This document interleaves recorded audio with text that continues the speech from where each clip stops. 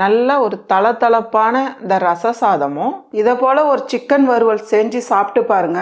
இது ரெண்டும் ஒண்ணா வச்சு சாப்பிடும் போது நான் சொல்றதை விட பார்க்கும் போது உங்களுக்கே தெரியும் இதோட டேஸ்ட் எப்படி இருக்கும்னு. இப்போ ரொம்ப ஈஸியா எப்படி செய்யுதுன்னு பார்க்கலாம். இந்த கப்பால் 2 கப்பு சாப்பாட்டு அரிசி எடுத்திருக்கேன். நான் வந்து புழுங்கல் அரிசி தான் எடுத்திருக்கேன். நீங்கள் பச்சை அரிசியில் கூட செய்யலாம் இந்த ரைஸு. அதே கப்பில் 2 கப்பு அரிசினா அரை கப் அளவுக்கு துவரம்பருப்பு. இது ரெண்டும் ஒன்றா சேர்த்து நல்லா கழுவி எடுத்துன்னு வந்துடலாம். இப்போ ஒரு மிக்ஸி ஜாரில் 1.5 டேபிள் ஸ்பூன் அளவுக்கு மிளகு சேர்த்துடலாம். அதே 1.5 டேபிள் ஸ்பூன் அளவுக்கு ஜீரகம் சேர்த்துடலாம். 1 டேபிள் ஸ்பூன் அளவுக்கு மல்லி சேர்த்துடலாம். கலருக்காக நான் 4 காஷ்மீரி மிளகாய் எடுத்திருக்கேன். நீங்கள் வந்து சாதாரண காஞ்ச மிளகாய் கூட தேவைப்பட்டால் சேர்த்துக்கலாம். இது கூடவே ஒரு 8 பல்லு பூண்டு தோல் எடுக்காமல் இப்போ நம்ம அரைச்சி எடுத்துக்கலாம். ரொம்ப நைஸாக வேண்டாம், கொஞ்சம் கொரகொரப்பாக அரைச்சி எடுத்துக்கலாம். இந்த அளவுக்கு அரைச்சி எடுத்துக்கோங்க. தண்ணி சேர்க்காம அரைச்சி வச்சுக்கோங்க. இந்த ரச சாதம் நம்ம குக்கரில் தான் செய்ய போகிறோம். இப்போ ஒரு குக்கரில் 1 டேபிள் ஸ்பூன் அளவுக்கு எண்ணெய் சேர்த்துடலாம். எண்ணெய் நல்லா சூடாகட்டும். எண்ணெய் சூடானதும் அரை டீஸ்பூன் கடுகு உளுந்தம் பருப்பு சேர்த்துக்கலாம். கடுகு வெடிக்கும் போதே ஒரு 4 பல்லு பூண்டு சீவல் போட்டு வச்சுருக்கேன், இதையும் சேர்த்துக்கலாம். 4 காஞ்ச மிளகாய் 2 கட் பண்ணி வச்சுருக்கேன், இதையும் சேர்த்துக்கலாம். கூடவே கருவேப்பிலை. பூண்டு இந்த அளவுக்கு செவந்து வரும்போது கொஞ்சமாக பெருங்காயம், ஒரு 1/4 டீஸ்பூன் அளவுக்கு மஞ்சத்தூள், கூடவே பழுத்த தக்காளி 2 தக்காளி கட் பண்ணியிருக்கேன், பொடியை நறுக்கிடுங்க. தக்காளி கூடவே நம்ம அரைச்சி வச்சுருக்க மிளகு சீரகம் மசாலா இதையும் சேர்த்துருங்க. நம்ம சாதம் தனியாக ரசம் தனியாக வைக்கிறத விட நீங்கள் இது ரச சாதம் பண்ணுறீங்கன்னா நீங்கள் இதை போல் செய்யுங்க. ரொம்ப ஈஸியாக வேலை முடியும். அதே போல் டேஸ்ட்டும் ரொம்பவே நல்லாயிருக்கும். இந்த அளவுக்கு நல்லா கலந்து விட்டுருங்க. இப்போ நம்ம தண்ணி சேர்த்துக்கலாம். இந்த அளவுக்கு நான் புளி எடுத்திருக்கேன், தண்ணியாக கரைச்சி வச்சுருக்கேன். நம்ம எந்த கப்பில் ரைஸ் எடுத்தீங்களோ அதே கப்பில் நீங்கள் தண்ணி எடுத்துக்கலாம். நான் வந்து 2 கப் அளவுக்கு புளி தண்ணி. அதாவது இந்த ரைஸுக்கு வந்து நம்ம 7 கப் அளவுக்கு தண்ணி சேர்க்க போகிறோம். இதுக்கு வந்து தண்ணி அளவே கிடையாது. நீங்கள் நல்லாவே தண்ணி வைக்கலாம். ஏன்னா ரச சாதம் வந்து நல்லா தண்ணியாக தான் குழகுழப்பாக இருக்கணும். இப்போதைக்கு 2 கப் அளவுக்கு புளி தண்ணி எடுத்துருக்கோம்.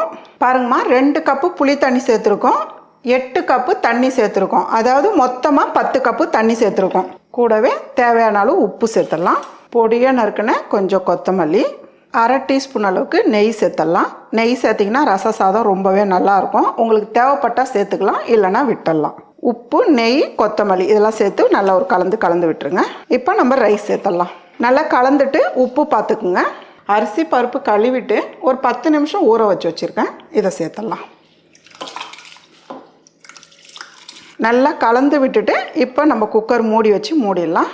2 விசில் விட்டால் போதுமா, சாதம் நல்லா வெந்துடும். 2 விசில் விட்டுருக்கோமா பார்க்கலாம். பாருங்கள், இந்த அளவுக்கு தண்ணி எக்ஸ்ட்ரா இருக்கணும். ரொம்ப ட்ரையாக இருந்ததுன்னா நமக்கு வந்து கிளறும் போது இன்னும் ரொம்ப ட்ரை ஆகிடும், ரச சாதம் போல் இருக்காது. இப்போ வந்து நல்லா அப்படியே கலந்து விடுங்க. 2 விசிலில் ரைஸும் வந்து நல்லா குழஞ்சிருக்கு பாருங்கள். இது கூடவே பொடியை நறுக்குன கொத்தமல்லி. ஸ்டார்டிங்கில் வந்து நம்ம கம்மியாக தான் சேர்த்துருக்கோம், இப்போ கொஞ்சம் நல்லாவே சேர்த்துக்கலாம். கொத்தமல்லி சேர்த்து நல்லா மிக்ஸ் பண்ணுங்கள். ரச சாதம்னாலே இந்த அளவுக்கு தான்மா லூஸாக இருக்கணும். நல்லா தளன்னு இருக்குது பாருங்கள். ரொம்ப ஈஸியான டிஷ்ஷு. நமக்கு ரச சாதம் செய்யணும்னு நினச்சா சாதம் வடிக்கணும், அப்புறம் ரசம் வைக்கணும், இதெல்லாம் இல்லாமல் குக்கரில் ஒரே டைமில் ரச சாதம் ரெடி பண்ணிடலாம். டேஸ்ட்டும் ரொம்பவே நல்லாயிருக்கும். அவ்வளோதாம்மா, நல்ல டேஸ்டான ரொம்பவே சிம்பிளான ரச சாதம் ரெடி. செய்யறதுக்கும் ரொம்ப ஈஸியாக, அதே போல் சாப்பிட்றதுக்கும் செம டேஸ்டான ரெசிபி தேடிட்டு இருந்தீங்கன்னா இதை போல் ஒரு சிக்கன் வறுவல் செஞ்சு சாப்பிட்டு பாருங்க. இதோட டேஸ்ட்டு ரொம்பவே அட்டகாசமாக இருக்கும். அதே போல் வீட்டில் இருக்கிறவங்க அத்தனை பேருக்கும் ரொம்ப பிடிக்கும். இப்போ ரொம்ப ஈஸியாக எப்படி செய்யுதுன்னு பார்க்கலாம். இப்போ ஒரு மிக்ஸி ஜாரில் 1.5 டேபிள் ஸ்பூன் அளவுக்கு மிளகு சேர்த்துடலாம். அதே 1.5 டேபிள் ஸ்பூன் அளவுக்கு மல்லி சேர்த்துடலாம்.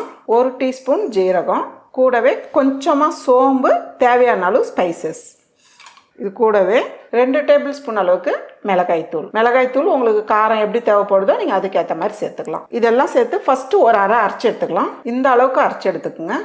இந்த டைமில் ஒரு 10லேருந்து ஒரு 12 பல்லு பூண்டு எடுத்துருக்கேன், இதை சேர்த்து கொஞ்சம் கொரகொரப்பாக அரைச்சி எடுத்துக்கலாம்.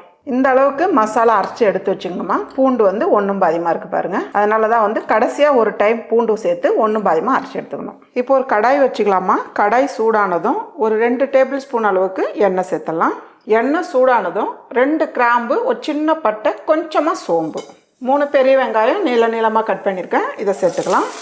ஃபஸ்ட்டு வெங்காயம் சேர்த்து நல்லா வதக்கிடுங்கம்மா. நல்லா ஒரு டார்க் ப்ரௌனாக வரணும். வெங்காயம் வந்து இந்த அளவுக்கு நல்லா வதங்கி வரணும். இந்த டைமில் 1 டீஸ்பூன் அளவுக்கு இஞ்சி பூண்டு பேஸ்ட்டு சேர்த்துடலாம். லைட்டாக வதக்கினா போதும். இஞ்சி பூண்டு பேஸ்ட்டு சேர்த்து நான் வந்து 1 கிலோ சிக்கன் எடுத்து கழுவி சுத்தம் பண்ணி வச்சுருக்கேன். இப்போ சிக்கன் சேர்த்துடலாம். சிக்கன் சேர்த்துட்டு நல்லா 1 நிமிஷத்துக்கு நல்லா வதக்கி விட்டுருங்க.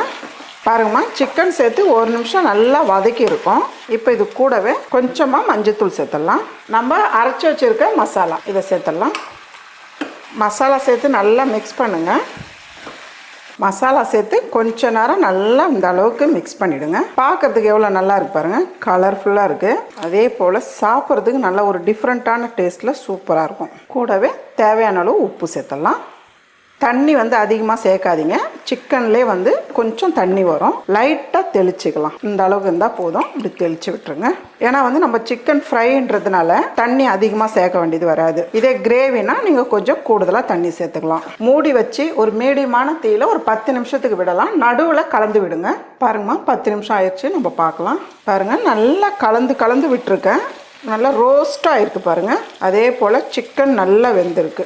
இப்போ நல்லா மிக்ஸ் பண்ணிவிடுங்க. இந்த சிக்கன் ரோஸ்ட் வந்து சாம்பார் சாதம், ரச சாதம், பருப்பு கீரை, அதே போல் ஃப்ரைட் ரைஸ் எல்லாத்துக்குமே மேட்ச் ஆகும். இது கூடவே 2 பச்சை மிளகா 2ஆக கீறி வச்சுருக்கேன். நீங்கள் தேவைப்பட்டால் சேர்த்துக்கலாம், இல்லைன்னா விட்டுடலாம். இது வெறும் வாசனைக்காக தான். கூடவே கருவேப்பிலை, கொஞ்சமாக பொடியை நறுக்குன கொத்தமல்லி.